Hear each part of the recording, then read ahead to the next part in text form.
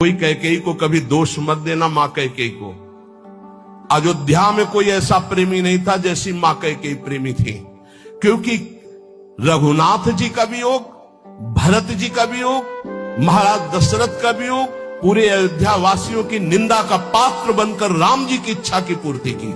ये माता कैकेयी है, दूसरे में इतनी सामर्थ्य नहीं थी। माता कैकेयी जितना राम जी को प्यार करती थी, शायद है उतना कोई अवध में प्यार करता हो।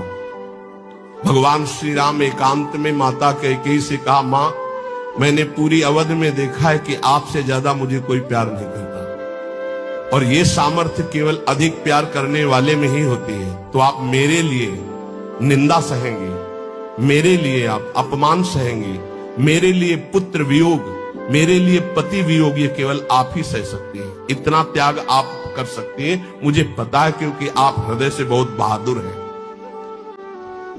देवासुर संग्राम में साथ गई थी कैकेयी जी महाराज चक्रवर्ती सम्राट दशरथ के।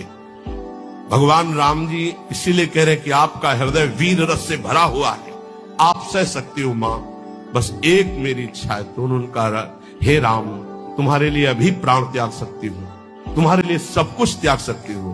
तो उनका आपको बस जिसलिए मेरा अवतार हुआ, मैं संतों के सुख के लिए अवतरित हुआ हूं, मैं अवध का राजा अभी नहीं बनूंगा, अभी आपको मुझे वनवास भेजना ही होगा। मां कैकेयी ने एकांतिक भगवान की आज्ञा का पालन किया, ये ध्यान रखना।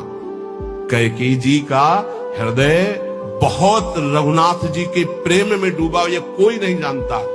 सर्वश्रेष्ठ प्रेम मां कैकेयी का, जिन्होंने अपना अपमान सहा, निंदा सहा, लेकिन राम जी की इच्छा की पूर्ति की। ये अंदर की बात कह रहा हूं। भरत जी ने कभी मां नहीं कहा। जब राम जी वापस अयोध्या आए तो उन्होंने कहा, बेटा तुम्हारी पूरी बात मानी थी, पर मैं एक बात नहीं सह सकती। अपने पति का वियोग सह गई, लेकिन मेरे भरत ने आज तक मां नहीं कहा। बेटा अब मेरी इच्छा एक बार मां कहला दो। तो राम जी जा रहे थे, भरत जी को सूचना मिली कि राम जी एक कहलाने के लिए आ रहे हैं। उनकी जो दशा हुई वो देखकर भगवान वापस हो गए कि ऐसा नहीं, एक बार भी मां। इतना कष्ट सहा माता कैकेयी ने, लेकिन राम जी की इच्छा का पालन किया। ध्यान रखना।